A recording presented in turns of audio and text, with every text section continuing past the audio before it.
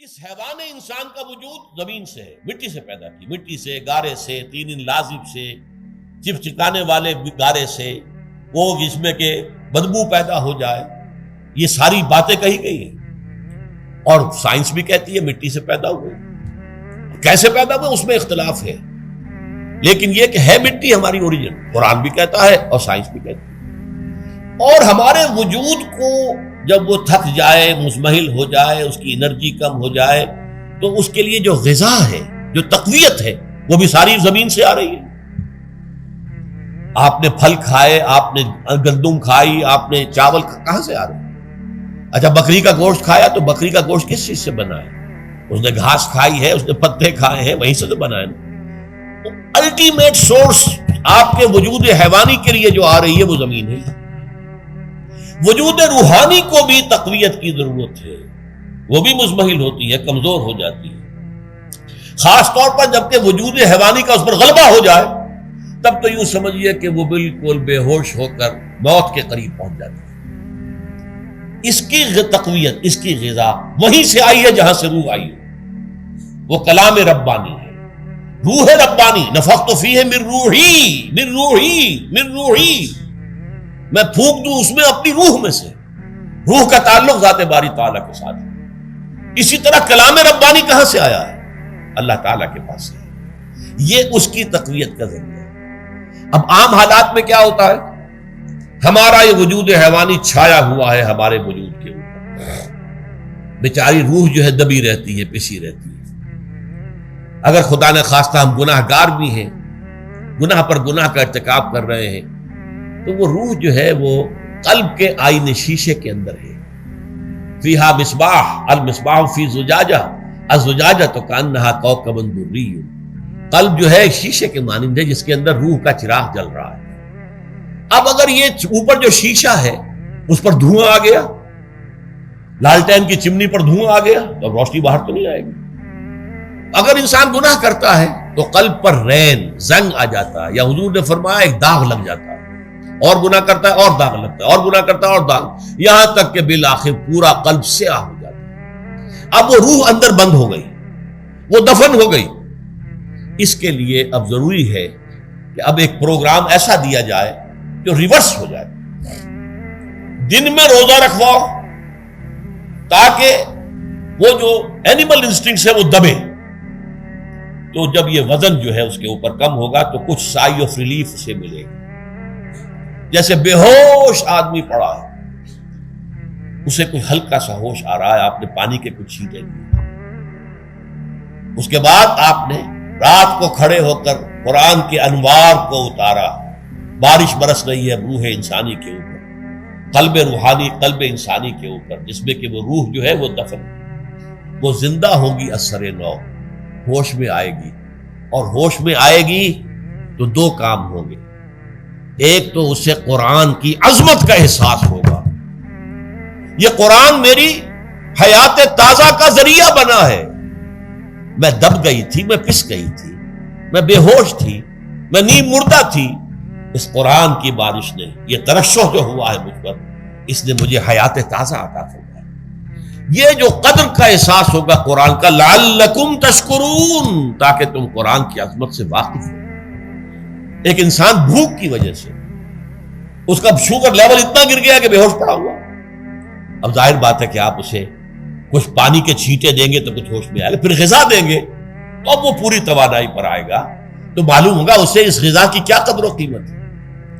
اگر آپ کو بھوک ہی نہیں لگتی تو غذا بے معنی شے ہے، پیاس ہی نہ لگے تو آپ کو کیا معلوم کہ اس پانی کے اندر کتنی بڑی عظمت ہے، یہ میرے لیے کتنا بڑا انعام و احسان ہے اللہ کا۔ وہ تو پیاس پر، جان پر بنی ہوئی ہو، اور پیاس اس وقت آپ کو ایک گھونٹ پانی کوئی دے دے تو آپ کو معلوم ہوگا دنیا و مافیہ سے بڑھ کر ہے یہ ایک گھونٹ پانی جو مجھے ملا۔ اسی طرح جب روح دبی ہوئی تھی حیوانی وجود کے بوجھ تلے، جبکہ وہ نیم خوابیدہ یا نیم بے ہوش یا بالکل بے ہوش تھی، وہ دن میں تو روزہ رکھ کر اس پر سے حیوانی وجود کا وزن کم کیا گیا، اسے ایک ریلیف ملی۔ رات کو قرآن مجید کے انوار و برکات اس میں جذب کیے گئے تو اس کو پوری توانائی حاصل ہوئی۔ اس پوری توانائی کا پہلا نتیجہ تشکر، قرآن کا شکر، الحمدللہ الذی انزل علی عبدہ عبدہ الکتاب ولم یجعل لہ عوجا، پھر وہ قلب کی گہرائیوں سے نکلے گا۔ سارا شکر اس اللہ کے لیے جس نے اپنے بندے پر صلی اللہ علیہ وسلم کتاب نازل کی اور اس میں کوئی کجی نہیں رکھی، کسی طرح کی ایش پیچ نہیں۔ یا تبارک الذی نزل الفرقان علی عبدہ لیکون للعالمین نذیرا، بڑی بابرکت ہے وہ ذات جس نے اپنے بندے پر فرقان نازل فرمایا تاکہ وہ تمام جہان والوں کے لیے نذیر اور خبردار کرنے والا بن جائے۔ یہ قرآن کی عظمت کا احساس، اور ظاہر بات ہے جس قدر کسی نعمت کی قدر و قیمت کا احساس ہوگا اسی قدر تو آپ شکر ادا کریں گے۔ اگر آپ نے کسی بچے کے ہاتھ پر ہیرا رکھ دیا، اسے کیا پتا یہ ہیرا کس بلا کا نام ہوتا ہے، وہ سمجھے گا کانچ کا ٹکڑا ہے۔ لیکن اگر کوئی واقعتاً کوئی جوہر شناس ہو، جوہری ہو، اس کو آپ ہیرا دیں گے تو اسے معلوم ہے کہ مجھے کیا چیز دی گئی ہے۔ اس کے اندر جو شکر پیدا ہوگا وہ اس بچے کے اندر تو نہیں پیدا ہو سکتا جسے معلوم ہی نہیں۔ تو قرآن مجید کی اصل عظمت سے انسان واقف کب ہوگا؟ جبکہ اس کے ذریعے سے اس کی روح کو ایک حیات تازہ مل جائے اور اس طرح وہ پروگرام ریورس ہو جائے جو عام طور پر چل رہا تھا، ساری توجہ اپنے جسم پر، اس کے تقاضوں پر۔ جسم میں تھوڑی سی پھنسی نکل آئی ہے، بھاگ رہے دوڑ رہے ہیں اس کے علاج کے لیے۔ کوئی اور مرض لاحق ہو گیا، بھاگ رہے ہیں دوڑ رہے ہیں اس کے علاج کے لیے، بڑی بڑی فیسیں بھی دے رہے ہیں۔ ساری جسم کی پرواہ ہے، روزانہ نہا رہے ہیں اور اچھے سے اچھا صابن لا کر نہا رہے ہیں، وہ جسم کی پرواہ ہے نا، اس کی دیکھ بھال ہے، روح کی طرف توجہ ہی نہیں۔ یہ ہے وہ بات جو کہی گئی ہے سورہ حشر میں، اور جس سے علامہ اقبال نے پھر اپنے فلسفہ خودی کی اساس اور سورس قرار دیا۔ وَلَا تَكُونُوا كَالَّذِينَ نَسُوا اللَّهَ فَأَنسَاهُمْ أَنفُسَهُمْ أُولَٰئِكَ هُمُ الْفَاسِقُونَ۔ دیکھو اے مسلمانوں، ان لوگوں کے مانند نہ ہو جانا جنہوں نے اللہ کو بھلا دیا تو اللہ نے انہیں اپنے آپ سے غافل کر دیا، اور یہی لوگ فاسق و فاجر ہیں۔ یہ سوال پیدا ہوتا ہے کہ انسان اپنے آپ سے کہاں غافل ہوتا ہے؟ کیا اپنے وجود حیوانی سے غافل ہوتا ہے؟ کیا بھوک لگتی ہے تو وہ ادھر ادھر منہ نہیں مارتا، غذا کو حاصل کرنے کے لیے کوشش نہیں کرتا؟ پیاس لگتی ہے تو کیا پانی یا کوئی اور مشروب تلاش نہیں کرتا؟ کوئی بیماری لاحق ہوتی ہے تو کیا اس کے علاج کی طرف توجہ نہیں کرتا؟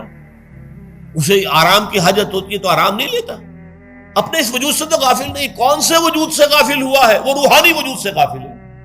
بھول گیا کہ میرے اندر روحانی وجود بھی ہے اور اس کا تعلق ذات باری تعالیٰ کے ساتھ۔ اس نے سمجھا کہ میں بس حیوان ہوں، نرا حیوان ہوں، اپنے اس وجود کی اصل حقیقت ہی سے بے خبر، غافل۔ چنانچہ آج کے دور کا سب سے بڑا المیہ کیا ہے؟ ڈاروین کے نظریے کے جو اثرات پیدا ہوئے ہماری معاشرت پر، ہماری سوچ پر، ہمارے فکر پر، ہمارے فلسفے پر، ہماری سوشولوجی پر، وہ کیا ہے کہ ہم بھی نرے حیوان ہیں۔ اللہ اللہ خیر سب، یہ سب سے بڑی محرومی ہے اس دور کی کہ انسان اپنے اصل شرف سے خود ہی مستعفی ہو گیا۔ ہمارا کوئی وجود ہے ہی نہیں روحانی وغیرہ، روح کسے کہتے ہیں ہم نہیں جانتے، بس یہ جسم ہے۔ ہم اللہ کو نہیں جانتے کون ہے کون نہیں ہے، ہوگا ہم تو اس کائنات کو جانتے ہیں۔ ہم روح سے واقف نہیں، ہم تو اپنے جسم کو واقف ہیں۔ آخرت سے ہمیں کچھ پتہ نہیں، شاید ہو شاید نہ ہو، کچھ پتہ نہیں، لیکن یہ زندگی تو ہے، اسے ہم جانتے ہیں۔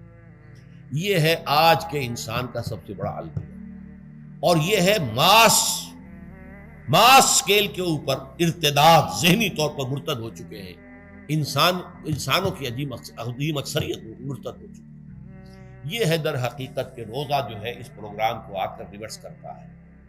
دن میں کھانے پینے، جنسی تقاضے پر پابندی، وہ وجود حیوانی کا وزن کچھ کم، روح جو دبی ہوئی تھی یا سسک رہی تھی یا بے ہوش تھی یا نیند مردہ تھی، اسے کچھ ریلیف ملا۔ اب اس کے اوپر قرآن مجید کے تیرے ضمیر پہ جب تک نہ ہو نزول کتاب، گرہ کشاہ نہ رازی نہ صاحب کشاف، ہمارے دلوں کے اوپر بارش ہو رہی ہو انوار قرآنی کی۔ وہ ظاہر بات ہے کہ بغیر سمجھے تو نہیں ہوگی بارش، وہ تو آپ کوئی سمجھ رہے ہوں گے تو بارش ہوگی، ورنہ تو یہ ہے کہ ٹھیک ہے میں پہلے بھی عرض کر چکا ہوں، آپ کو ثواب تو ملے گا، لیکن یہ ہے کہ وہ اصل مقصد قرآن کی عظمت کا قلب کی گہرائیوں سے اعتراف جو ہے اور اس پر اللہ کا شکر تو ادا ہوگا، لعلکم تشکرون، جبکہ قرآن مجید جو ہے آپ کے قلب کے اوپر نازل، اس کا مفہوم نازل۔